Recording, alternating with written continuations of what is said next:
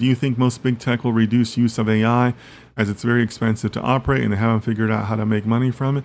Abhishek, what question are you referring to? Did you ask one previously? I can't remember. Oh, right, the cloud and ML Azure. Do you think most big tech will reduce use of AI as very expensive to operate and they haven't figured out how to make money from it?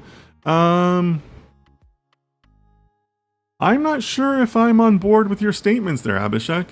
They haven't figured out, they're expensive to operate and haven't figured out how to make money from it. I'm not sure if I'm on board with those two statements.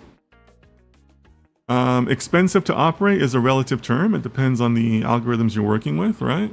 And haven't figured how to make money from it. I think there's companies making money from it, just not in the ways you would think about it, right? Making a profit is not always a straight line. It's not always a straight line effort. But I can think of plenty of corporate projects that I've worked on that you could definitely tie profits back to. So I'm not sure if I'm on board with your statements there. Overall, I'm taking a very optimistic attitude towards the AI and data science market. I think we're going to be in a great growth period for a long time.